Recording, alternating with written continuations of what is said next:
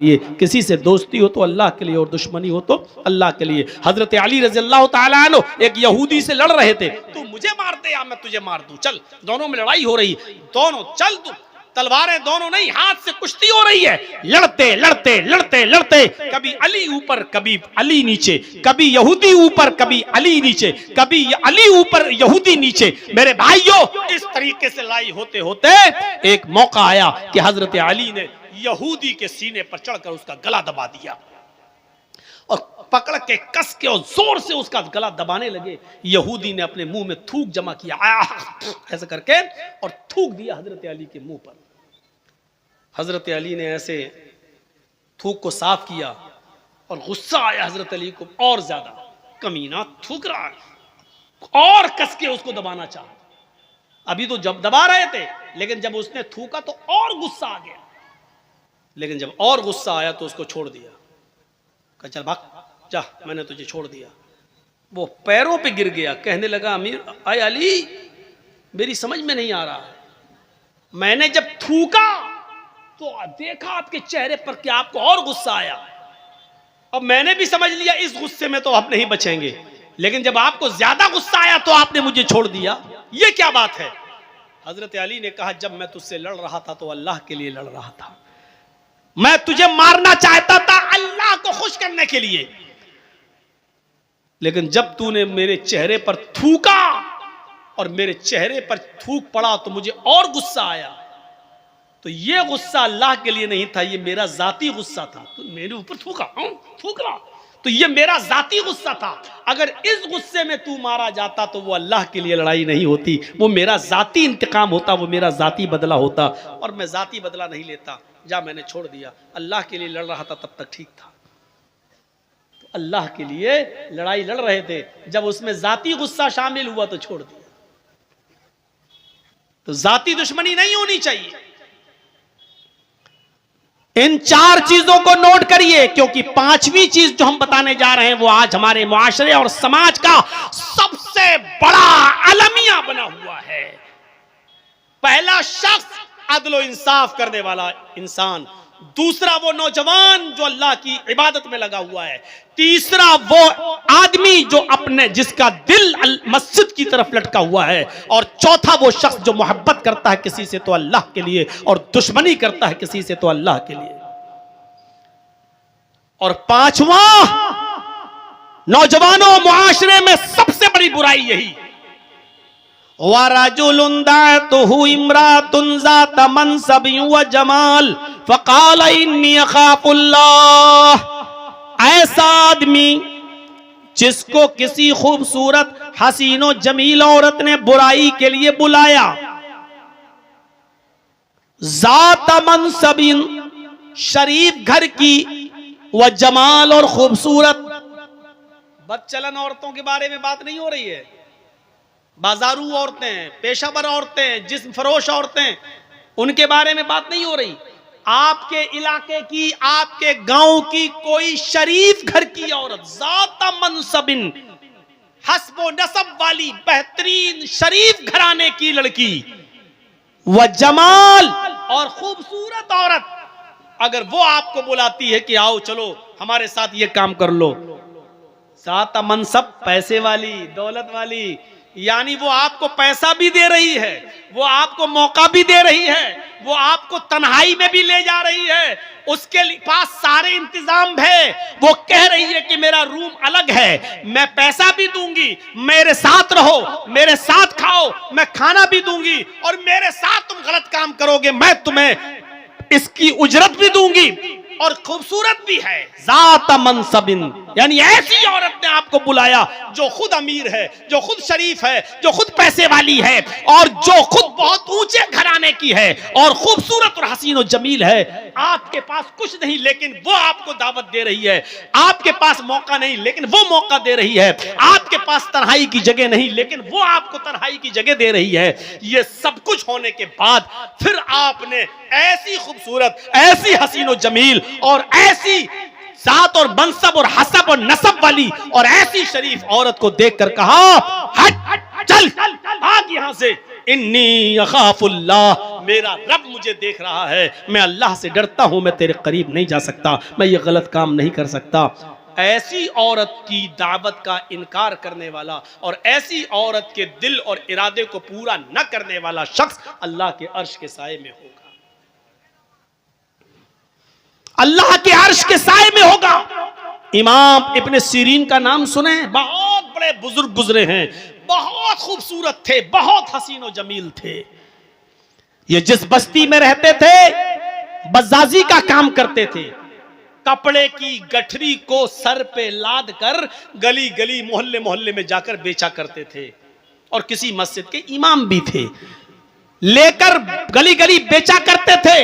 उस इलाके में एक अमीर ज़ादी बेवा औरत रहती थी, उसका शौहर मर चुका था, उसकी काफी लौंडियां थी, बांदियां थी, खादिमा थी, यानी बहुत पैसे वाली थी, बहुत अमीर थी, अमीर ज़ादी, अमीर की बेटी थी वो। लेकिन उसका शौहर मर गया था और वो अपनी बांदियों, अपनी नौकरानियों के जरिए गांव में, मोहल्ले में और आसपास के इलाके में ऐसे नौजवानों को तलाश करवाती थी अपनी नौकरानियों से कि कोई खूबसूरत नौजवान मिले तो उसको हमारे पास लेकर आओ, और वो उनके साथ गलत काम करती थी। एक बांदी ने, उसकी एक नौकरानी ने अपनी मालिका से कहा, इस बेवा औरत से, कि एक इमाम है, बहुत खूबसूरत हैं, हसीन और जमील हैं, नौजवान हैं, कहो तो मैं उनको तुम्हारे पास लेकर आऊं, कपड़ा बेचते हैं। तो कहा ठीक है, उसको लेकर आओ। इमाम इब्ने सीरीन के पास ये बांदी गई, वो कपड़ा लादे हुए थे, उनसे कहने लगी कि मेरी मालिकन हैं, वो आपसे कपड़ा खरीदना चाहती हैं, लेकिन वो बहुत पर्दे वाली है, बाहर नहीं निकलती हैं, वो अपने घर पे तुम्हें बुला रही हैं और आपसे वहां कपड़ा खरीदना चाहती हैं। इमाम इब्ने सीरीन रहमतुल्लाह अलैह उस औरत के पास जाते हैं, बांदी बाहर रह जाती है और उस बेवा औरत ने उनको अपने घर के अंदर बुला लिया।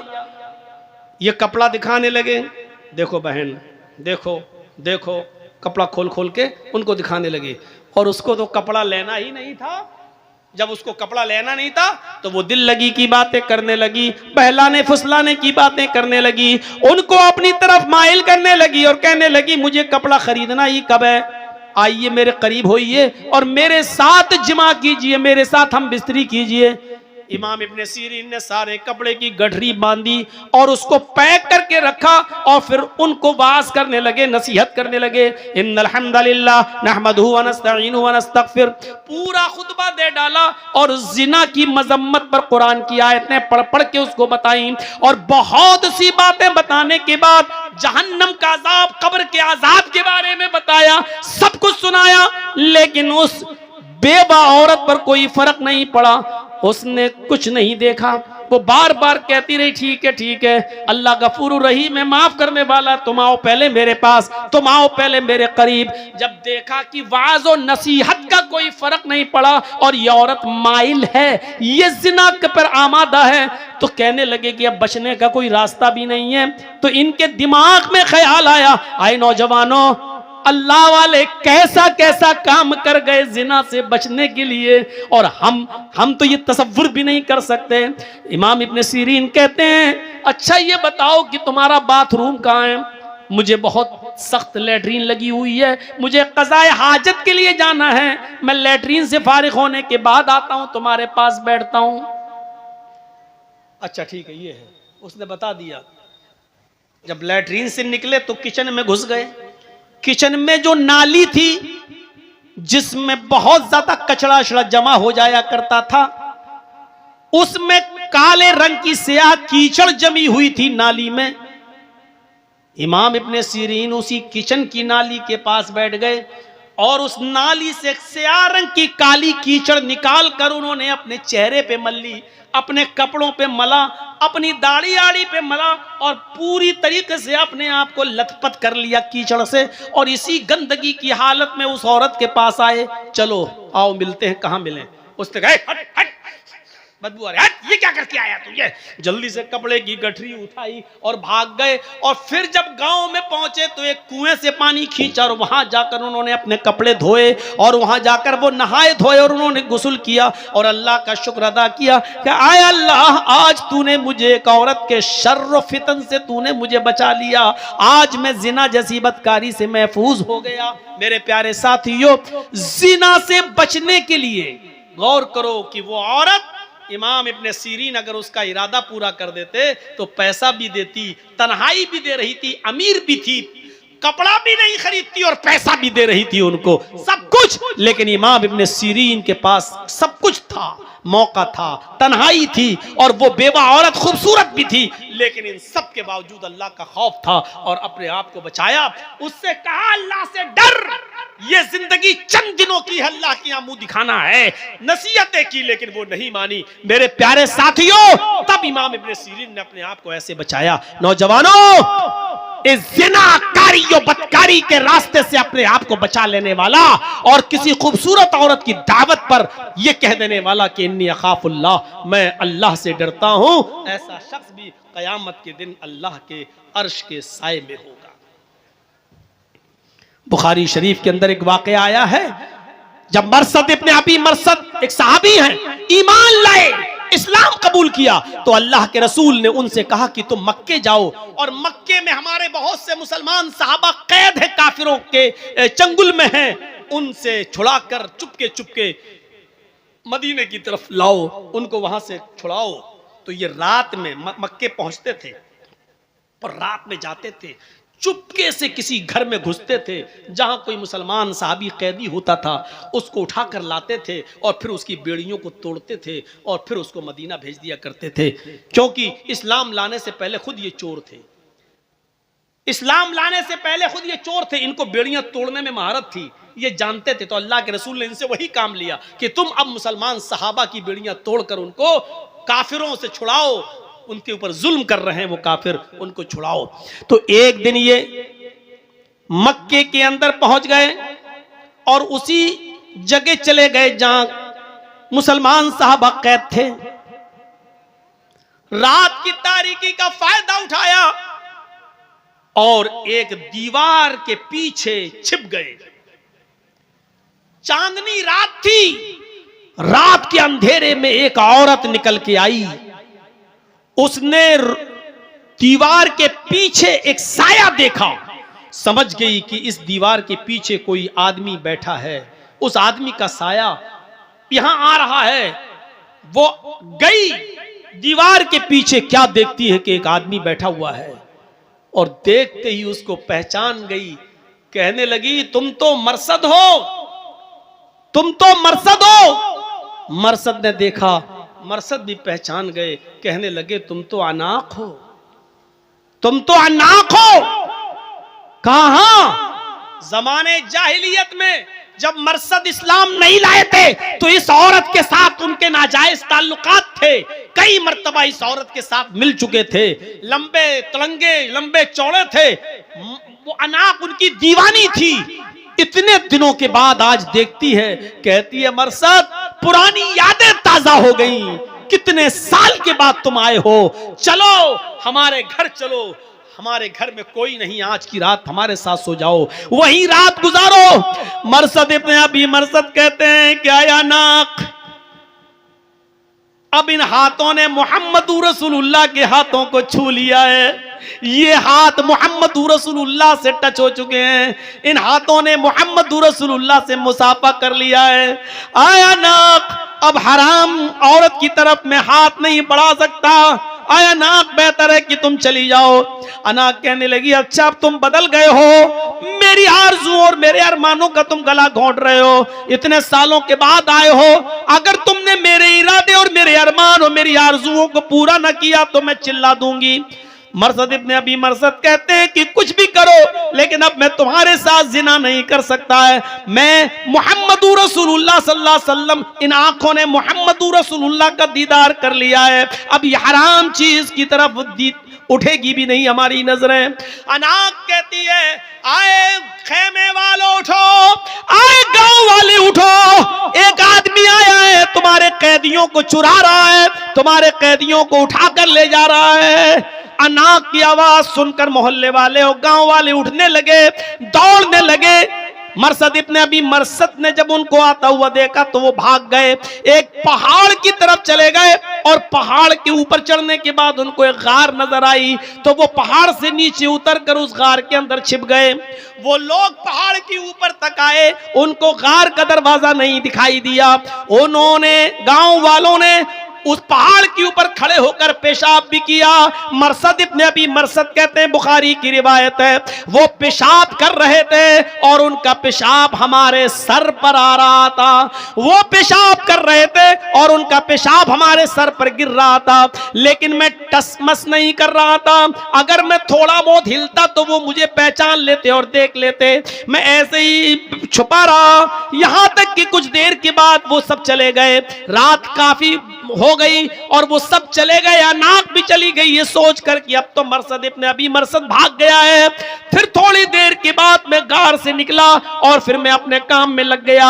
इसके बावजूद मैंने एक आदमी को उठाया, उसको अपने कांधों पर लादा, लेकिन वो बहुत भारी आदमी था, हम उसको लेके चल नहीं पा रहे थे। वो बार बार उसको उठाते और वो मुझे थका देता। थोड़ी देर के बाद हम जब उसके गांव से बाहर निकले तो मैंने उसकी पैरों की बेड़ियां तोड़ी और उसके हाथों की बेड़ियां तोड़ी और उसको लेकर अल्लाह के नबी के पास आया। अल्लाह के नबी मोहम्मद रसूलुल्लाह को पूरा वाकया सुनाया। अय अल्लाह के नबी सल्लल्लाहु अलैहि वसल्लम, ऐसा ऐसा मामला है, अनाक हमारी पुरानी दोस्त है, उससे हमारे जमाने जाहिलियत में बड़े अच्छे ताल्लुकात थे, उसके साथ मैं जिना भी कर चुका हूं, उसके साथ मेरा उठना बैठना सब कुछ था, उसके घर पे रहता था। अय अल्लाह के नबी, क्या इस्लाम लाने के बाद मैं उससे निकाह कर सकता हूं? क्या मैं उसको अपनी बीवी बना सकता हूं?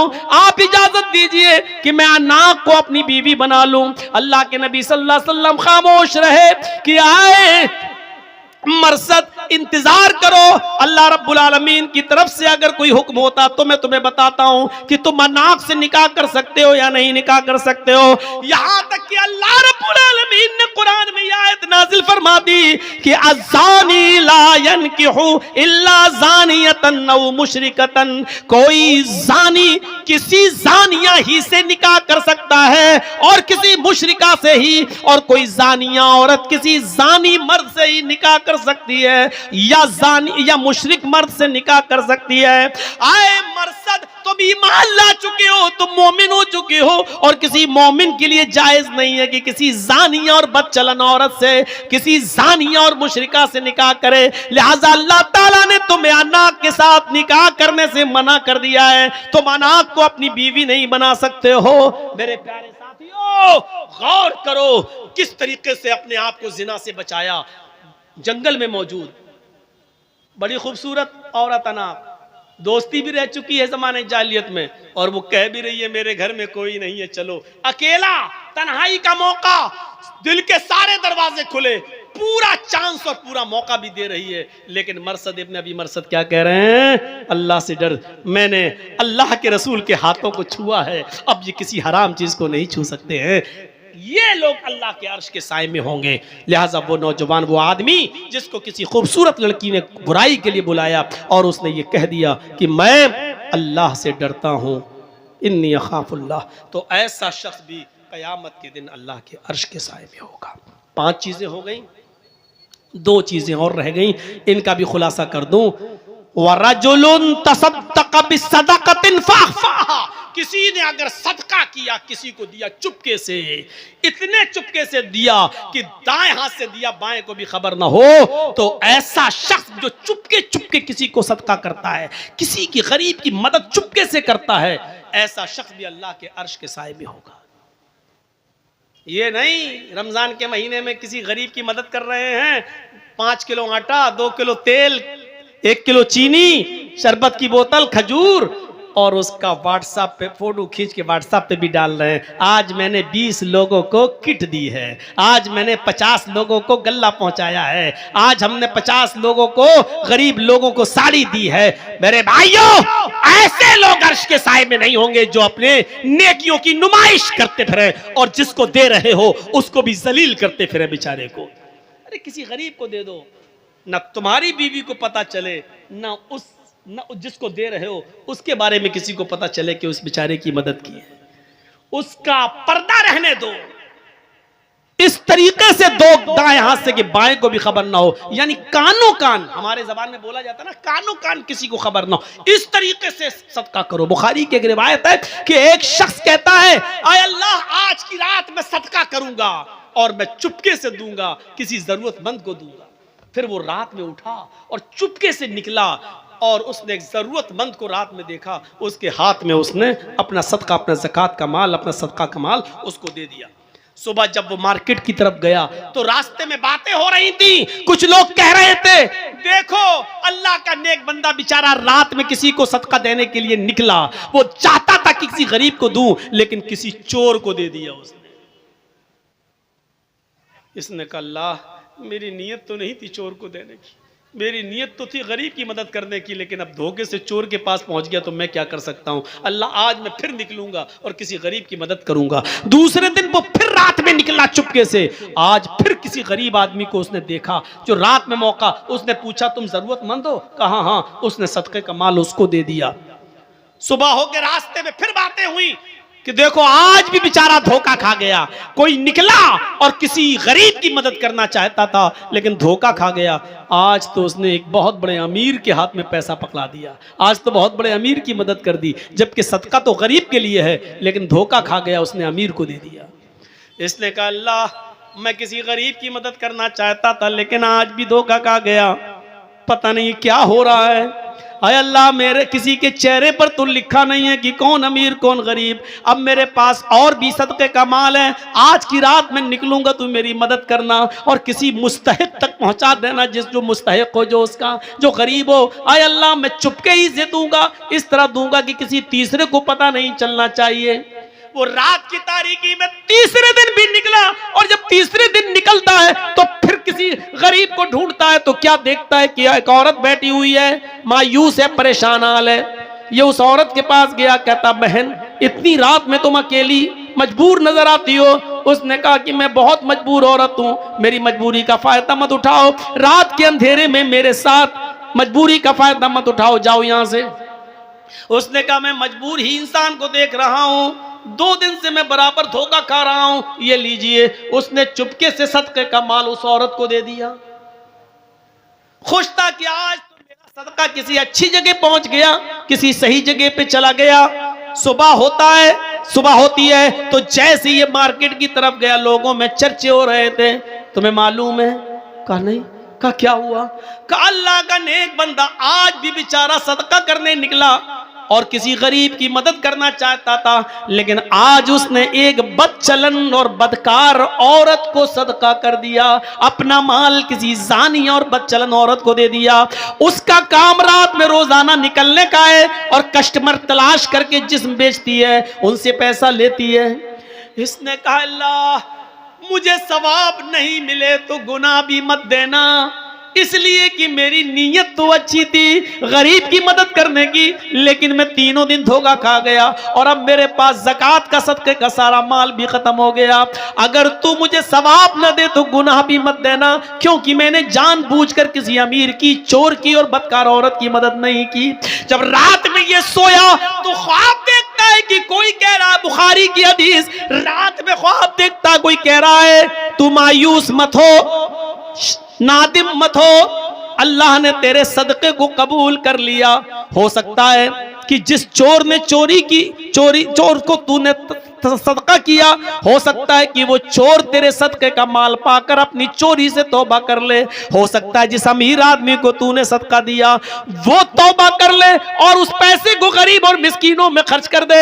जिस बदचलन औरत के हाथ में तूने पैसा दिया, सदका किया, हो सकता है कि वो अपने जिना से तौबा कर ले और तेरे दिए हुए सदके के माल से वो अपने बीवी, अपने बच्चों की और अपने शौहर की देख रेख करे, और हो सकता है कि तौबा कर ले। तूने अनजाने में ऐसा काम किया लिया, अल्लाह ने तेरे सदके को कबूल कर लिया। मेरे भाइयों, ये हदीस हमें बुखारी की बतला रही है, अगर धोखे से रात की तारीकी में किसी गरीब की मदद करना चाहते हो और आपने चुपके से किसी की मदद की लेकिन धोखा खा गए, वो गरीब की जगह कोई और निकला या धोखे से आपका पैसा किसी और की जगह पास पहुंच गया, लेकिन चुपके से मदद करने की वजह से आपका सदका कबूल हो जाएगा। भले ही आपने गलत जगह दिया है, जानबूझकर नहीं धोखे से, तो अल्लाह रब्बुल आलमीन आपके सदके को तो कबूल कर लेगा, आपको गुनाह नहीं पड़ेगा, आपका सदका तो कबूल हो जाएगा। लेकिन उस आदमी को हिसाब व किताब देना पड़ेगा जो जरूरतमंद नहीं था फिर भी ले लिया, तो आपका सदका कबूल हो जाएगा। तो ऐसे सदका कीजिए कि किसी गरीब को जब आप दो, दाहिने हाथ से दो तो बाएं हाथ को भी उसकी खबर नहीं होनी चाहिए। यह है सदके का मतलब। नुमाइश मत करिए, किसी की मदद कर लो। एक फोटो लेना जरा, हाँ खच। आज मैंने 10 गरीब लोगों की मदद की, अल्लाह के अजाब से डरो। उस बेचारे की नुमाइश कर रहे हो आप। 6 चीजें हो गई, 7वीं और आखिरी चीज अल्लाह के नबी ने फरमाई, अल्लाह के अर्श के साए में कौन होगा? रजुलुन ज़करल्लाह खालियन फफाज़त ऐना, जो अल्लाह के खौफ से अल्लाह को याद करके रात की तारीकी में अल्लाह से डर गया, उसके अजाब से डर गया, तो ऐसा शख्स अल्लाह के अर्श के साए में होगा कयामत के दिन। कयामत के दिन हजरत उमर फारूक रज़ी अल्लाह ताला अन्हु रात के अंधेरे में रोजाना गरीब औरत, एक बूढ़ी और औरत और एक अंधी और नाबीना औरत की खिदमत किया करते थे। और उसके बाद में जब खिदमत करके दरबार खिलाफत में आते थे तो ये हाथ उठाकर दुआ करते थे तहज्जुद के बाद, और रोते हुए ये दुआ करते थे कि रब्बना रब्बना सिर्फ अज़ाब जहन्नम इन्ना अज़ाबहा काना गरामा, ऐ अल्लाह जहन्नम का अजाब हमसे हटा ले, इसलिए कि जहन्नम का अजाब बर्दाश्त करने की हमें क्षमता नहीं है, जहन्नम का अजाब बर्दाश्त करने की हम में सकत नहीं है। वो रोते थे, अल्लाह को याद करके वो रोते थे और अपने आंखों से आंसू बहाते थे। आंसू बहाने का सबसे अच्छा वक्त रात का वक्त है, और तन्हाई में रोइए। दिन में अगर रोते हैं तो दिखावा भी हो सकता है, इनके सामने रोएंगे तो आदमी कहेगा हाँ बहुत रोने वाला है, देखिए कितना रो रहा है। रात की तारीकी में और अकेले में रोइए और अपने रब को बनाइए और दुआ मांगिए, रब्बना सिर्फ अज़ाब जहन्नम इन्ना अज़ाबहा काना गरामा, इलाहुल आलमीन तू जहन्नम के अजाब से हमको नजात अता फरमा, ऐ अल्लाह जहन्नम के अजाब से हमको बचा ले, इन्ना अज़ाबहा काना गरामा, कि तेरा अजाब बहुत ही ज्यादा सख्त और चिपटने वाला है। ये दुआ मांगते रहो और आंखों से आंसू बहाते रहो। अल्लाह के नबी सल्लल्लाहु अलैहि वसल्लम ने जिक्र व अस्कार की बड़ी फजीलत फरमाई है। और याद रखिए, उठते बैठते चलते फिरते दुआएं पढ़ते रहा करो, कम से कम ये दुआ भी, यही दुआ पढ़ते रहो, रब्बिग़फिरली रब्बिग़फिरली, आय अल्लाह मुझे बख्श दे, आय अल्लाह मुझे बख्श दे। ये दुआ पढ़ते रहो, अल्लाहुम्मा इन्नी ज़लमतु नफ्सी ज़ुल्मन कसीरा वला यग़फिरुज़्ज़ुनूबा इल्ला अंत फ़ग़फ़िरली मग़फ़िरतम मिन इंदिका वरहमनी इन्नका अंतल गफ़ूरुर रहीम। ये दुआ अल्लाह के नबी ने अबू बकर सिद्दीक को सिखलाई थी। अबू बकर ने कहा था, अल्लाह के नबी ऐसी दुआ बताओ जिस दुआ को पढ़कर मैं अपने गुनाहों की माफी मांगता रहूं। अल्लाह को याद करो तन्हाई में और आंखों से जिसके आंसू बह गए। ऐसी मैं तो ईसाइयों का बादशाह हूं और कई मर्तबा उमर से टक्कर ले चुका हूं, उमर मुझसे नाराज होंगे, अमीरुल मोमिनीन उमर फारूक मुझसे गुस्सा होंगे, पता नहीं मैं इस्लाम कबूल करने चाहूं तो वो मेरे इस्लाम को माने भी या ना माने, कहीं मेरी गर्दन न उड़ा दें। इसलिए शाह गस्सान अपना एक कासिद, अपना एक दूत, अपना एक एलची लेटर लिखकर, खत लिखकर अमीरुल मोमिनीन के पास भेजता है। गस्सान का बादशाह जबला इब्ने अयहम एक लेटर लिखता है और अपने दूत के जरिए, अपने कासिद के जरिए वो लेटर भिजवाता है कि हजरत उमर फारूक से ये पूछो कि शाह गस्सान जबला इब्ने अयहम, गस्सान का बादशाह जो ईसाई है, वो इस्लाम कबूल करना चाहता है, क्या मेरी इस्लाम में एंट्री होगी या नहीं होगी। उसने एक कासिद को भेजा कि अब पता चल जाएगा मेरे कासिद के साथ उमर क्या सलूक करते हैं, मेरे भेजे हुए दूत के साथ उमर क्या सलूक करते हैं। अगर अच्छा सलूक किया तो ठीक, मैं इस्लाम ले आऊंगा, और नहीं तो फिर मैं ईसाई बना रहूंगा। जब वो कासिद, वो दूत हजरत उमर फारूक के पास आया और अमीरुल मोमिनीन को वो लेटर दिया। हजरत उमर ने उस लेटर को पढ़ा और पढ़ने के बाद उसी लेटर पर जवाब लिखवा दिया कि तुम फौरन चले आओ और इस्लाम कबूल कर लो। इस्लाम कबूल करने के बाद तुम्हारे ऊपर कोई नुकसान नहीं है, तुमसे कोई इंतकाम नहीं लिया जाएगा, तुमसे कोई बदला नहीं लिया जाएगा। शाह गस्सान ने जब जबला इब्न हमने ये लेटर पढ़ा तो बड़ा ताज्जुब करने लगा कि हजरत उमर फारूक रज़ियल्लाहु ताला अन्हु ने इतनी आसानी के साथ मेरे इस्लाम कबूल करने की बात मान ली और पुरानी दुश्मनी सब भूल गए। उसको हजरत उमर की ये सादगी पसंद आई। उसने अपने 500 घुड़सवारों को लिया, 500 साथियों को लिया और अपने घोड़ों पर बैठकर वो मदीने की तरफ सफर करने लगा। अपने साथियों के साथ जैसे ही मदीने आया तो हजरत उमर फारूक का शहर मदीना आने से पहले उसने एक जंगल के अंदर खेमा डाला, एक जंगल के अंदर पड़ाव डाला और यहां आने के बाद रुक गया और यहीं से उसने खबर भेजी कि मैं आ चुका हूं, अब मैं आपसे मिलने आऊं या नहीं आऊं। हजरत उमर फारूक ने उसको इजाजत दे दी कि जब तुम आ ही चुके हो तो अब शौक से तुम मदीने के अंदर दाखिल हो जाओ। हजरत उमर ने अपने सहाबा को भी लगा दिया कि इन मेहमानों की अच्छी तरीके से मेहमान नवाजी करना। वो शाह गस्सान बेहतरीन मुकुट और ताज पहने हुए, दोनों तरफ उसके डायमंड हीरे लगे हुए, कीमती हीरे लगे हुए है, कबूतर के अंडे के मानिंद कीमती हीरे जड़े हुए ताज पहनकर वो ईसाइयों का बादशाह, गस्सान का बादशाह जब मदीने में अपने 500 साथियों के साथ दाखिल होता है तो हजरत उमर फारूक ने इस काफिले का बहुत स्वागत किया, बहुत अच्छी खातिर मदारात की और इनकी मेहमान नवाजी की और कलमा पढ़ाकर उसको इस्लाम कबूल करवा दिया। वो मुसलमान हो गया। शाह गस्सान ईसाइयों का बादशाह वो मुसलमान हो जाता है। जो चीज मैं आपको बताना चाहता हूं वो सुनते रहिए नौजवानों। ये तकरीर मेरी आज की और दूसरी जगहों की तकरीरों से बिल्कुल अलग है, बिल्कुल अलग हटकर है। ये वाकयात मैंने आज तक किसी और तकरीर में अपनी 20-22 साल की जिंदगी में तकरीरी दौर में नहीं बताए। जो आज मैंने आपके सामने ये रखा है वो शाह गस्सान जब मदीने में दाखिल होता है 500 साथियों के साथ और इस्लाम ले आता है, हजरत उमर फारूक उसकी इज्जत और खातिर मदारात कर रहे हैं। इन्हीं दिनों में हज का सीजन शुरू हो जाता है, इन्हीं दिनों में हज का सीजन शुरू हो जाता है। मदीने से लोग मक्के की तरफ हज करने जा रहे हैं। हजरत उमर फारूक ने शाह गस्सान से जबला इब्न अहम से कहा कि क्यों ना आपको भी हज का मौका मिल रहा है, तुम भी चलो और तुम भी हज कर लो। हम लोग जा रहे हैं हज करने के लिए, आए गस्सान के बादशाह, तुम्हें भी हज मुबारक हो और मैं चाहता हूं कि तुम भी मेरे साथ हज करने के लिए चलो। वो भी तैयार हो गया और शाह गस्सान जब तैयार होता है हज करने के लिए रवाना हुआ अपने साथियों के साथ।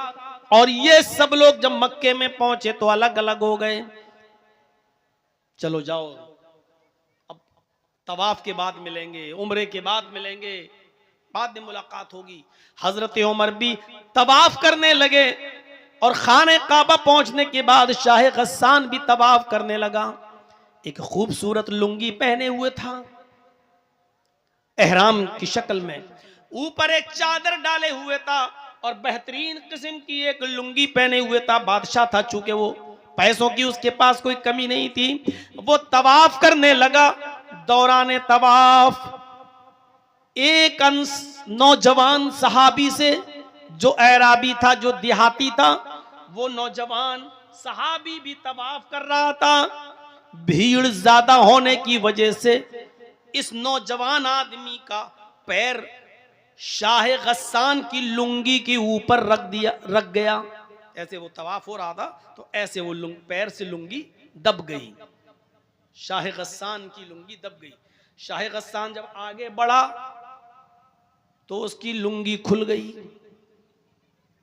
शाह गस्सान की लुंगी खुल गई। चादर इतनी लंबी थी ऊपर वाली, जो नीचे तक थी उसकी शर्मगाह नहीं दिखाई दी, सतर नहीं खुला, उसकी लुंगी खुल गई। इसने जल्दी से, नौजवान ने, इस मुसलमान सहाबी ने जल्दी से उसकी लुंगी उठाकर उसको दी कि भाई गलती से, धोखे से मेरा पैर तुम्हारी चादर पर, तुम्हारी लुंगी पर रख गया। शाह गस्सान ने देखा एक गरीब आदमी जिसके एहराम में पैबंद लगे हुए हैं, जिसके कपड़े में जोड़ लगे हुए हैं, इस कमीने ने, इस कमबख्त ने मेरी लुंगी को अपने पैर से दबा दिया। शाह गस्सान पीछे मुड़ा और उसने एक जोरदार थप्पड़ इस मुसलमान नौजवान को, इस सहाबी को मार दिया। देखो उस लड़के को रोको तो लाल लाइट मार रहा है। यही माँ बाप ने सिखाया है। इतने इतने से बच्चे हैं, इनको ये भी नहीं मालूम लाइट कहां मारी जाती है।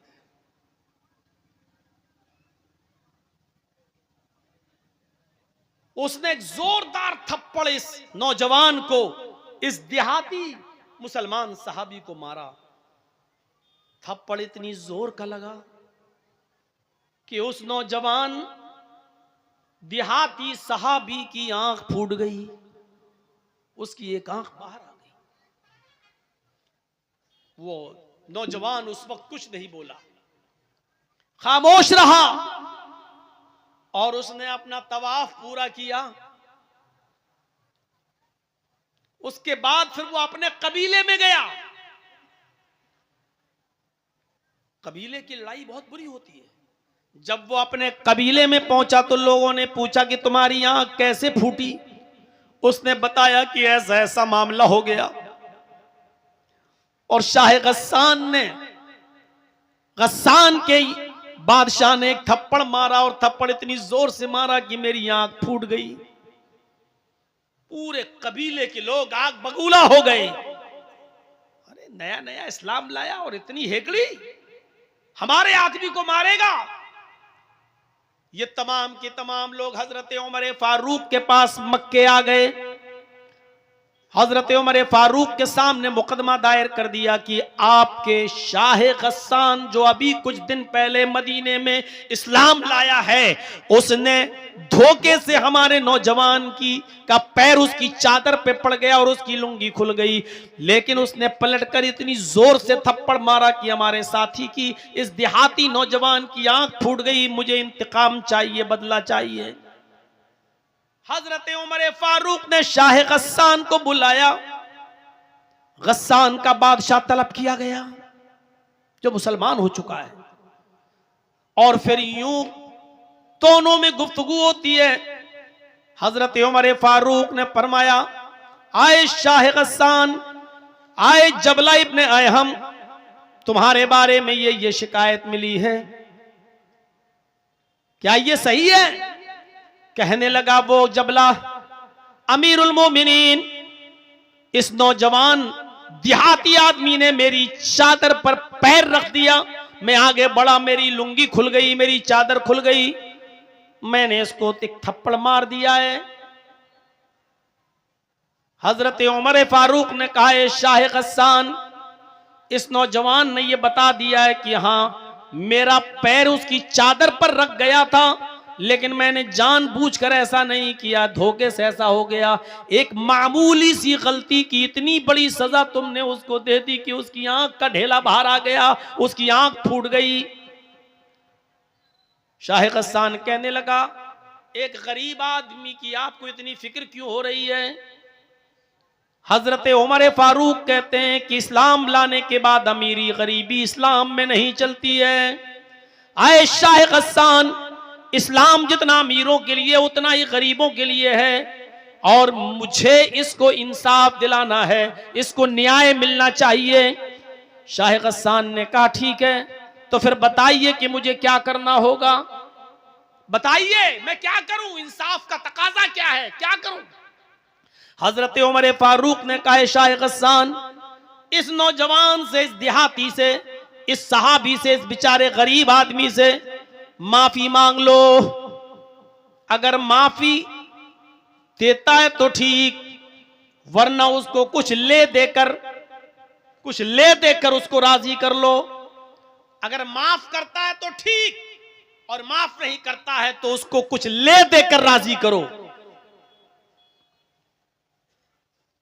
शाह गस्सान कहने लगा एक मामूली आदमी से, मैं गस्सान का बादशाह हूं और मैंने बादशाहत की है, अमीरुल मोमिनीन मैं बादशाह हूं, मेरा बाप भी बादशाह रह चुका है, मेरा दादा भी गस्सान का बादशाह रह चुका है, मैं खानदानी बादशाहत से चला आ रहा हूं और मैं बादशाह होने के बाद एक मामूली आदमी से, एक गरीब आदमी से माफी मांगूंगा, यह बिल्कुल नहीं हो सकता है। मैं किसी भी कीमत पर माफी मांगने के लिए तैयार नहीं हूं, मैं एक मामूली आदमी से माफी मांगूंगा। हजरत उमर फारूक ने कहा तो फिर इंतकाम के लिए तैयार हो जाओ। उसने कहा कैसा इंतकाम? कहा आंख के बदले आंख, तुम्हारी भी आंख फोड़ी जाएगी। गौर करो ये किससे कह रहे हैं हजरत उमर फारूक, जो अभी चंद दिन पहले इस्लाम लाया है। बादशाह 500 लोगों के साथ इस्लाम लाया है, गस्सान का बादशाह है। कहा मेरी आंख फोड़ी जाएगी? कहा हां। तो कहने लगा फिर मैं ऐसे इस्लाम को छोड़ने के लिए तैयार हूं। आए अमीरुल मोमिनीन, जिसमें अमीरों का ख्याल न रखा जाए, जिसमें बादशाहों की बादशाहत का भी ख्याल न रखा जाए, जिसमें उनकी इज्जत और तौकीर का ख्याल न हो, तो ऐसे इस्लाम को फिर मैं छोड़ दूंगा। हजरत उमर ने कहा ये तुम्हारी मर्जी। उसने कहा ठीक है मैं इस्लाम छोड़ने के लिए तैयार हूं, लेकिन इससे माफी नहीं मांगूंगा। हजरत उमर फारूक ने कहा अगर इस्लाम छोड़ते हो तो याद रखना मुर्तद की जो सजा है इस्लाम में वो मैं तुम्हें दूंगा, और मुर्तद की सजा यह है कि इस्लाम जो नहीं लाया वो तो चैन के साथ है, वो तो सुकून के साथ है, लेकिन इस्लाम लाने के बाद फिर इस्लाम को छोड़कर किसी और मजहब में जा रहा कोई जाता है तो फिर इस्लाम में उसकी सजा है कि उसकी गर्दन उड़ाई जाए। अगर तुम इस्लाम को छोड़ने का इरादा बना रहे हो तो फिर मैं तुम्हारी गर्दन उड़ाने के लिए तैयार हूं। अभी तो आंख फुड़वा लो, तुम्हारा मामला बन जाएगा, आंख के बदले आंख। और अगर इस्लाम को छोड़ने की धमकी दी तो मुर्तद की सजा यह है इस्लाम में कि उसकी गर्दन उड़ा दी जाए, मैं तुम्हारी गर्दन उड़ा दूंगा। वो चारों तरफ से फंस गया। शाह गस्सान माफी मांग रहा है तो छोटा हो रहा है, आंख फुड़वा नहीं सकता, मुर्तद हो जाए तो कत्ल। उसने कहा अमीरुल मोमिनीन मैं चारों तरफ से इस वक्त फंसा हुआ हूं, मुझे एक दिन की मोहलत दीजिए, मैं सोच समझकर बताता हूं, मुझे माफी मांगना है या आंख फुड़वाना है या मुझे इस्लाम छोड़ना है, मुझे फैसला करने के लिए मुझे एक दिन की मोहलत दीजिए, 24 घंटे की मोहलत। हजरत उमर फारूक ने कहा ठीक है मैं तुम्हें एक दिन की मोहलत देता हूं, सोच समझकर बताओ, माफी मांग लोगे, वो अगर माफ कर देगा तो ठीक, और मुझे उम्मीद है कि इंशाअल्लाह वो माफ कर देगा, लेकिन ये उसका मामला है, वो करे या ना करे, ले दे के मामला बना लो, जितने में वो तैयार हो जाए। इस पे भी नहीं बनता है तो फिर आंख फुड़वाओ, कोई एक फैसला, जाओ मैं तुम्हें एक दिन की मोहलत देता हूं। वो अपने बस्ती में गया जहां रुका हुआ था 500 आदमियों के साथ, और उन लोगों से कहता है कि ऐसा ऐसा मामला है, इस इस्लाम में हमारी कोई इज्जत नहीं है, तौकीर नहीं है, हमको गरीबों के साथ लाके बिठा दिया गया और कहा कि इसको बदला दो, लिहाजा रात की तन्हाई होने दो, जब सारी दुनिया बेहोशी में सो रही होगी उस वक्त हम 500 आदमी यहां से फरार हो जाएंगे। लिहाजा जैसी रात की तारीकी हुई, रात का अंधेरा आया और सब लोग ख्वाबे गफलत में बेहोश होकर जब सोने लगे तो शाह गस्सान जबला इब्ने हम अपने 500 साथियों के साथ रात के अंधेरे का फायदा उठाकर भाग गया और वो गस्सान पहुंच गया। मेरे प्यारे साथियों, हजरत उमर फारूक ने उसकी कोई परवाह नहीं की। 500 लोग चले गए चाहे, लेकिन इंसाफ का मर्डर नहीं होना चाहिए, अदल बाकी रहना चाहिए। इस्लाम की तालीम यही है कि इंसाफ कायम रहे, एक गरीब आदमी को, एक गरीब नौजवान को भी इंसाफ मिलना चाहिए। हजरत उमर फारूक ने कहा नौजवान वो गया 500 आदमियों को भी ले गया, कोई परवाह नहीं, अल्लाह का शुक्र है कि मैंने अदल को बचाया, मैंने न्याय को बचाया, मैंने इंसाफ को बचाया। मेरे भाइयों, ऐसा अदल करने वाला अमीरुल मोमिनीन हजरत उमर फारूक जैसा शख्स क़यामत के दिन अर्श के साए में होगा। दोस्तों, उम्मीद करता हूँ कि आप हजरात ने इस बयान को पूरा सुना होगा। बयान कैसा लगा कमेंट में ज़रूर बताना और अपने दोस्तों और रिश्तेदारों के साथ शेयर ज़रूर करना। अल्लाह हम सबको इस बयान पर अमल करने की तौफीक अता फरमाए। तो दोस्तों, फिर मिलते हैं अगली वीडियो में। जब तक अपना ख्याल रखिए, हमें दुआओं में याद रखिए। अस्सलामु अलैकुम वरहमतुल्लाहि वबरकातुहू।